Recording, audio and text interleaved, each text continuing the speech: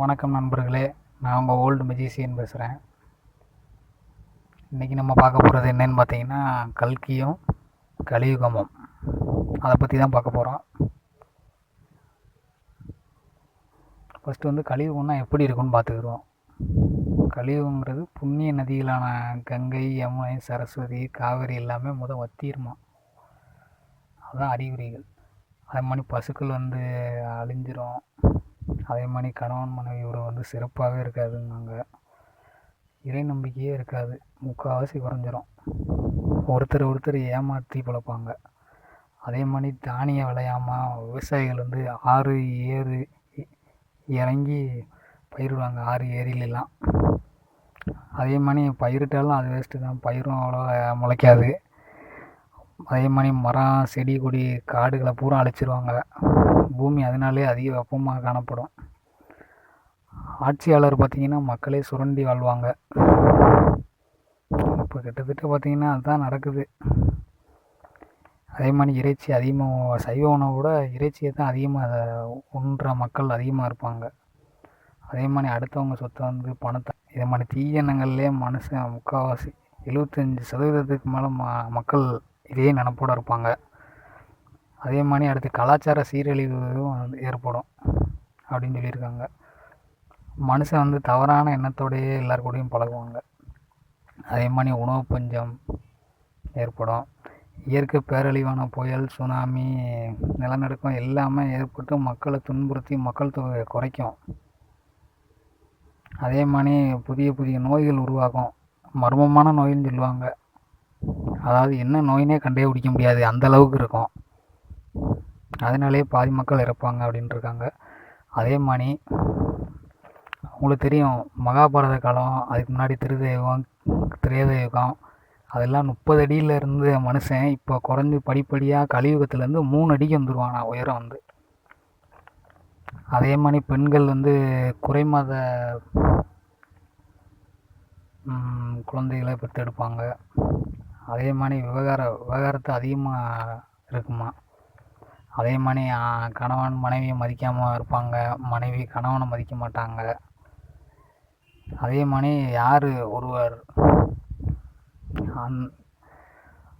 யார் செல்வந்தர், யார் அதிகமாக பணம் வச்சுருக்காங்களோ அவங்க தான் அதாவது உயர்ந்த குலத்தில் பிறந்ததாக மதிக்கப்படுவாங்க. அது மட்டும் இல்லாமல் மனுஷனோட வாழ்க்கையில் மிருகங்களும் மிருகத்தோட வயிற்றில் மனுஷனும் பிறக்கிற மாதிரி சூழ்நிலையெல்லாம் உருவாகும்னு சொல்லியிருக்காங்க. அது மட்டும் இல்லாமல் கலியுகத்தை பற்றி சொல்கிறேன் கேளுங்க. கலியுகத்தில் அதிகமாக மனுஷனோட ஆயுள் காலம் குறைய ஆரம்பிக்குமா. சராசரி ஒரு மனுஷனோட ஆயுள் காலம் 120 வருடங்கள். ஆனால் அது படிப்படியாக மனுஷன் செய்கிற துன்பங்களுக்கு ஏற்றாப்புல கொஞ்சம் கொஞ்சமாக குறைஞ்சி இப்போ நம்ம இருக்கிற சராசரி பார்த்திங்கன்னா எத்தனை, ஒரு 50 இருக்கும் இப்போதைக்கு உள்ள சூழ்நிலை. ஆனால் அவங்க சொல்கிறது 30, 20 அந்த அளவில் இருக்குமா. அதுக்கு மேலே மனுஷன் வாழவே மாட்டான் அப்படிங்காங்க. அதே மாதிரி இதில் அவங்க சொல்லியிருக்க முக்கால்வாசி இப்போ நடந்துக்கிட்டு இருக்குது. உங்களுக்கே தெரியும், பார்த்துக்கிட்டு தான் இருக்கீங்க நீங்களும். வாங்க இப்போ நம்ம கல்கியை பற்றி பார்ப்போம். அடுத்து கல்கி முக்கடல் கூடுற இடத்துல பிறப்பாருன்னு சொல்லியிருக்காங்க. அதாவது 3 பக்கமும் நீரால் சூழப்பட்ட ஒரு பகுதியில் தான் கல்கிங்கிற ஒருத்தர் பிறப்பார். அதுக்காக அவர் பேர் கல்கியான்னு கேட்காதீங்க, அவர் பேர் கல்கி கிடையாது. ஆனால் வேறு பேர் இருக்கும். ஆனால் கல்கின்னு அவங்க குறிப்பிட்டிருக்காங்க. அதே மாதிரி இவர் எப்போ பிறப்பார்னா, புரட்டாசி மாதம் சுக்லபட்சம் 2ஆம் திதியில் பிறப்பாராம். அவர் விஷ்ணுதாஸ் அப்படிங்கிறவங்களுக்கு மகனாக பிறப்பாராம். அவரோட தந்தையை பார்த்திங்கன்னா தீவிர விஷ்ணு பக்தர்னு சொல்கிறாங்க. அதே மாதிரி அவர் பிறக்கிற இடம் சம்பாலம் அப்படிங்கிற ஊர். ஒரு பிராமண குடும்பத்தில் பிறப்பாருன்னு சொல்லியிருக்காங்க. அதுக்காக பிராமணர்னோடனே நீங்கள் இது எடுத்துக்கிறாதீங்க ஜாதியை. அது ஒழுக்கத்தால் இதால் இதாக கரெக்டாக இருக்கிறவங்க ஒருத்தவங்க குடும்பத்தில் பிறப்பாராம். அதே மாதிரி அவர் தீவிர விஷ்ணு பக்தர்னு வேறு சொல்கிறாங்க. அதே மாதிரி அவர் கெட்டவங்களை அழித்து மக்களை காப்பார். அதே மாதிரி பகவத்கீதையில் சொல்லியிருக்காரு, அதர்மம் தாண்டவாடும் போதும் அனைத்தும் சர்வநாசம் அடையும். அப்போது நான் பூமியில் ஒருவனை பிறக்க வைப்பேன் அப்படின்ட்டுருக்காரு. ஆனால் அவர் பிறந்ததுக்கப்புறம் தாங்க பூமியில் மகிழ்ச்சியும் மக்களும் சந்தோஷமாக இருப்பாங்க மகிழ்ச்சியாக. அவர் கிருத யுகத்தை தொடங்கி வைப்பார். அவர் புத்திசாலியும் பலசாலியாகவும் இருப்பார். அவர் வெண் குதிரையில் வருவாருன்னு சொல்கிறாங்க. அதே மாதிரி கையில் சந்திரகாசம் அப்படிங்கிற ஒரு நீண்ட வாள் வச்சுருப்பாராம். அந்த வாளை வைத்து தான் அவரோட எதிரிகள் இல்லை, மக்களுக்கு தீங்கு ஏற்படுற மாதிரி தவறான வழியில் போகிற மாதிரி இருக்கிறவங்க எல்லாத்தையுமே அவர் பிறக்கிறதோட காரணமே இந்த உலகத்தை வந்து தீய உலகமாக மாறிக்கிட்டு, அதாவது முக்கால்வாசி கலியுகத்துலேருந்து முக்கால்வாசி ஃபுல்லாகவே மாறிடும். அதை வந்து அவர் மறுபடியும் ரீசைக்ளிங் கேள்விப்பட்டிருப்பீங்க. எப்படி நீர் எப்படி ஆவியாகி மறுபடியும் நீராகவே வருதோ அதே மாதிரி தான் திரும்ப பழைய ஸ்டேஜுக்கு கிருதாயுகம்னு சொல்லுவாங்க. அதாவது நல்லவங்க மட்டுமே ஆள்றது. ஏன்னா ரீசைக்ளிங் பண்ணால் தானே இந்த உலகம் கரெக்டாக இருக்கும். அதனால் அவர் வராராம்.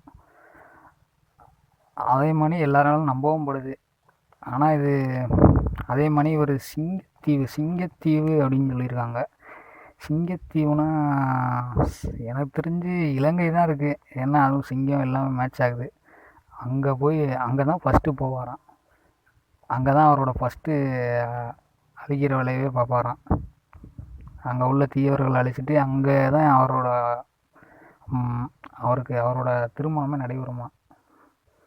அதே மாதிரி இவருக்கு 3 சகோதரர்கள் இருக்காங்களாம். அதே மாதிரி 4 நண்பர்கள் இருக்காங்க. அந்த 4 நண்பர்களோட உதவியோடு தான் இவர் வந்து இந்த உலகத்தையே மாற்றி காட்ட போகிறாரு அப்படிங்காங்க.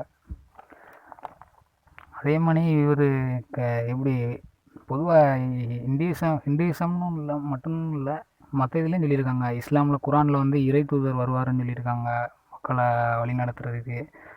அதே மாதிரி பைபிளில் பார்த்திங்கன்னா ஜீசஸ் கிறிஸ்து வருவாருன்னு சொல்லியிருக்காங்க. அதே மாதிரி புத்த மதத்தில் புத்தரே மறுபிறவி எடுப்பார் அப்படின்னு வேறு சொல்லியிருக்காங்க. அதே மாதிரி சீக்கியத்துலேயும் சொல்லியிருக்காங்க.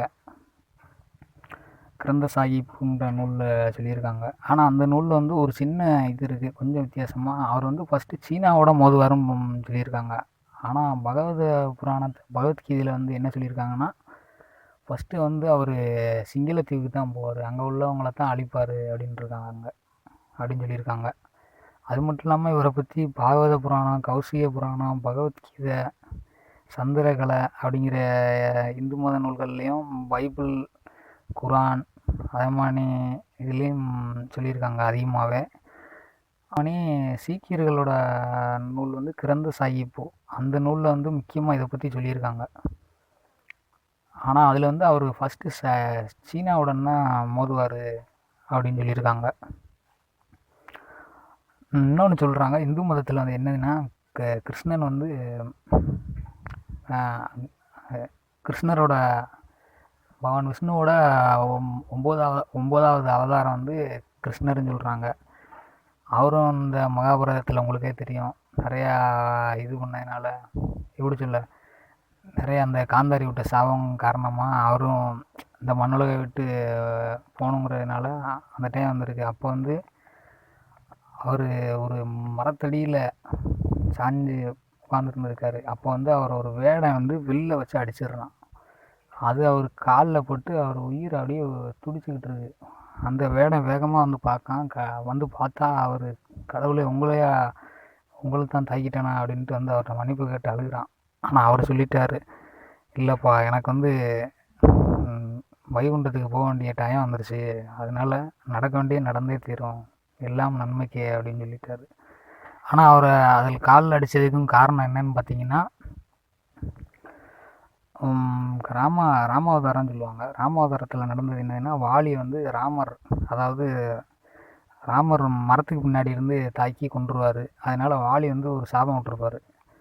என்ன சாபம் விட்டுருக்காருன்னா, என்ன நீ மறைந்திருந்து நீங்கள் நேரடியாக வந்து தாக்காமல் மறைந்திருந்து தாக்கிட்டீங்க, இதே மாதிரி தான் உங்களுக்கும் நடைபெறும் அப்படின்னு சொல்லியிருக்காரு. அதே மாதிரி தான் அந்த வாலியோட மறுபிறவி தான் அந்த வேடவன் வில்லை வச்சு அடித்து கிருஷ்ணர் எல்லாத்தையும் ஆசி விளங்கிட்டு வைகுண்டம் போய் சேர்ந்துடுறாரு.